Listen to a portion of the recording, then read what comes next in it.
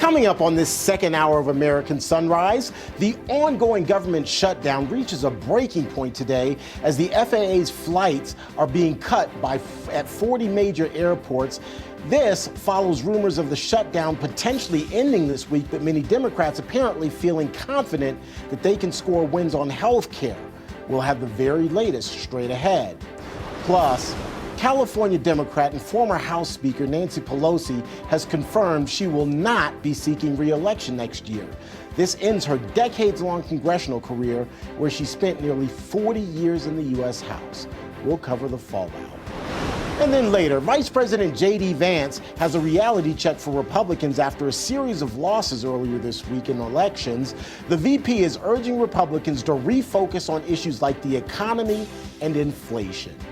All of those stories and so much more right now on this second hour of American Sunrise.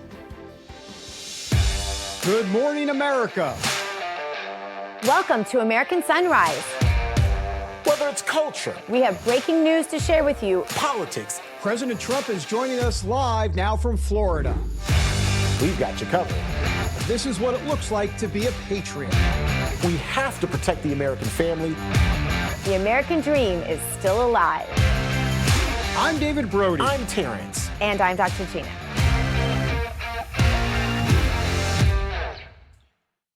And welcome back, everybody, to the second hour of American Sunrise. I'm David Brody, coming to you from D.C. Let's bring in Dr. G in West Palm on a Friday. T. Bates also on a Friday, I guess, in Denver. Good morning to both of you. Hey, let me just say, because as you guys both know, you've been doing the show long enough with me, it is all about me. And as I checked my flight status at the top of the 8 a.m. hour, it was a 20-minute delay because of the flights are crazy across the country. I'm going on a flight in a few hours here. It's a 20-minute delay. Now it's a 30-minute delay. So, Gina, I know our audience cares about my flight today, and you both care about my flight today, so thank you for caring. But I just wanted to give everybody an update because I know people really want to know that at the top of the news today. Actually, I do care about your flight because I think it's very sweet if I can say where you're going. Sure, go ahead. He's going to see his mother. Dr. Gina, cue your inner Terrence and tell it all. My inner Terrence, and I'll just. Beans out. I'm gonna dish now. Okay, guys, listen up. He's going to see his mother, and it's important to go and see your mother. And you don't get to see her very often because she's pretty far away from you. I'm not going to give locations like Terrence would. He would give the address, the phone number. Here's the address. Put her license up on TV for all of us. I do care very much, and I'm actually praying that you make your flight and you get to go see her because I can only imagine how her little mama's heart is going to feel if you don't make it there. Amen. Thank you, Gina. Absolutely. Well, David, here's a warning. Expect some longer than normal lines and some angry passengers as you head to the airport today. Around 800 flights are already canceled across the country. The Federal Aviation Administration reducing traffic at the nation's busiest airports because of the ongoing government shutdown. There are 40 airports in more than 24 states targeted for an eventual 10% reduction in flights. The FAA says it's starting with a 4% cut in flights today, and then we'll ramp up to that 10% by next Friday. The so-called high-volume hubs that are affected include Atlanta, Dallas, Denver, the Los Angeles airports, Charlotte, all three Washington, D.C. area airports, as well as both Chicago airports, just to name a few. The flight reductions are meant to maintain safety in the skies as air traffic controllers are dealing with the added stress of having to work without getting paid. The airline industry is continuing to encourage Congress to end the shutdown so the system can get back to normal. Meantime, Senate Republicans hope that their Democrat colleagues will come to their senses and vote to reopen the government as soon as today. Senate Democrats met behind closed doors on Thursday to discuss a deal for a short-term funding agreement that will allow Congress to address full-year appropriations bills. By the way, the current shutdown is now in its 38th day, marking the longest government shutdown in U.S. history. On this 38th day, 37 by this clock, but it's technically 38, On this day, the Trump administration is also under a federal judge's order to fully fund SNAP benefits by today. The Rhode Island judge is blocking the administration's plan to only provide reduced food and benefits during this shutdown, and instead requiring that food aid for 42 million low-income Americans be fully funded. In his ruling, U.S. District Judge John McConnell writing, "The evidence shows that people will go hungry, food pantries will be overburdened, and needless suffering will occur. That's what irreparable harm here means," he writes. We, of course, will continue to cover all of that for you. It's a quick check of your headlines. Now, let's get a quick check of your forecast. By the way, we're going to put up a QR code here at the bottom of your screen so that you can scan it and then join our friends over at Weather Nation. There you have it. Meteorologist Brittany Lockley standing by right now with your hometown forecast. Brittany, if I can just one-up you very quickly, want to send a shout-out and my own hometown forecast to Flashosaurus. He says that he is watching from the recliner, and so my hometown forecast is warm and cozy with a very slight chance of you taking a shower. That's my hometown forecast for him on the recliner. Good morning. Yeah, he has to get up off the recliner. Good morning to you, Terrence, and good morning to you out there. We have a couple of your viewers, and we have your forecast. I know they're really excited for this. Here's Hesperia, Michigan. This is for Impala, 65, 54 degrees, 30% chance of rain for today. It's going to get chilly as we end the weekend and beginning of next week as well. How about Festus, Missouri? Seal the deal, number 78. Here's your forecast. It's going to get chilly as we get into Sunday, so enjoy it today. 72 degrees. 70 on Saturday. And this one I really got to shout out because she said this is the home of the hippos. Hutto, Texas. 90 degrees for today. Extremely hot. But girl, you're going to need that blanket as we get into Sunday, headed into Monday. We're going to see those temperatures drop down into the 30s. Now, these all came from Getter, but we also have YouTube. We want to see you. And we also have some other areas. So if you want your forecast, we got it for you right here on Weather Nation. Actually, Real America's Voice, but powered by Weather Nation. Right, Terrence? Absolutely. We appreciate it, Brittany. Always good to see you. Enjoy your weekend and stay warm. I'm not looking forward to those colder conditions coming down the pipe. Thanks so much. All right, folks, and remember, go ahead and scan that QR code right there at the bottom of your screen and join our friends over at Weather Nation, including Brittany. All right, let's get you over to David. David, good morning. Good morning, T. Bates. All right, earlier this week, the end seemed to be in sight for the government shutdown, but, maybe not.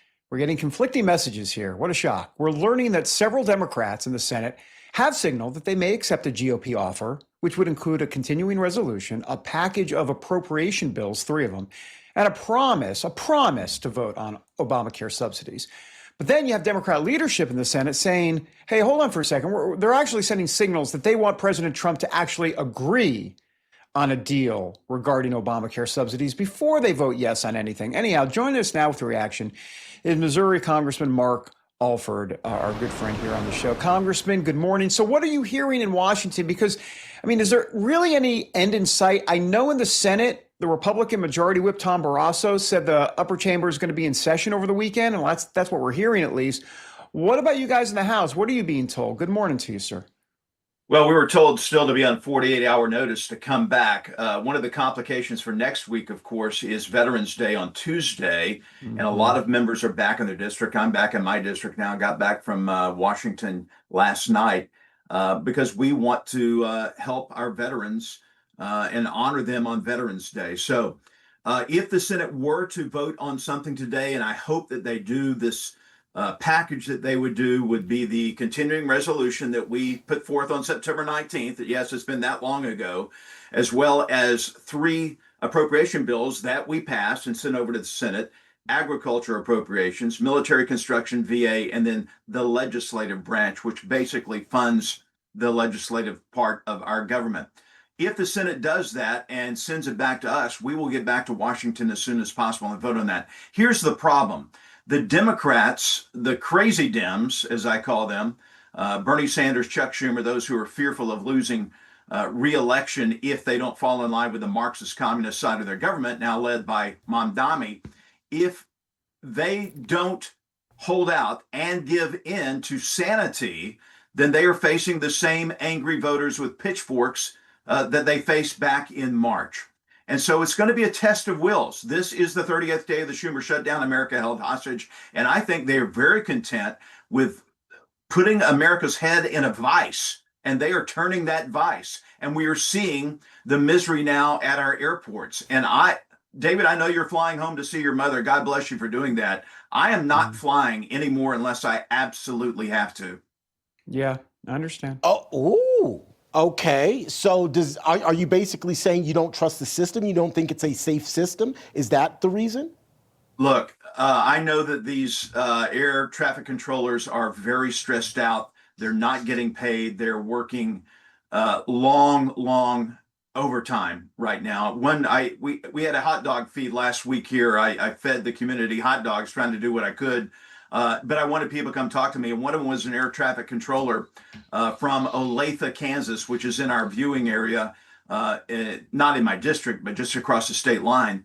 And he's very concerned about the staffing shortages right now, about the mental capabilities of his fellow workers. And this is only going to get worse. Look, I know that the Secretary of Transportation has put into this place to start peeling back the number of flights that take off 4% right now, and it could get up to 10%. But I'm just saying, I'm not saying that anyone is in imminent danger. I'm just saying what I'm personally not going to do, and that's I'm not going to be flying until I absolutely have to. I get it. Well, speaking of not doing things until you absolutely have to, it's the end of the Pelosi era and nearly 40 years of Democrat-controlled politics and insider power now coming to a welcomed close. Many Americans see this, though, as a very long overdue changing of the guard, a chance to restore accountability, transparency, and real representation in the people's house.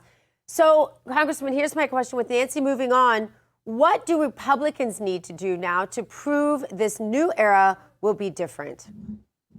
Well, look, I think we are under a new era. We have a speaker who gets it, who listens to people and tries to build consensus. His name is Mike Johnson, a person of integrity. You know, all I could think about are strong women in politics. And me growing up, and I think we all remember Margaret Thatcher of Great Britain, known as the Iron Lady. I think the opposite of that is Nancy Pelosi. I call her the Iron Skillet Lady. That's how she ruled, with an iron skillet. She beat people over the head until they fell in line. And who can forget her ripping up the State of the Union address behind President Trump? She was dressed in white, but I think she put a dark stain on America by doing childish, foolish stunts like that. Yeah. Look, she did lead, and Democrats respect her. I think it'll be an interesting future for the Democrats. I don't think Hakeem Jeffries will have the votes if they regain majority to become Speaker. I think, you know, they're leaning towards people like AOC if she doesn't run for president. And I think the party has gone so far off the left that there's no coming back for them. Yeah. Congressman, I want to break this news to you gently, but I don't think you're invited to Nancy Pelosi's farewell party. Yeah. I hope you're okay with that.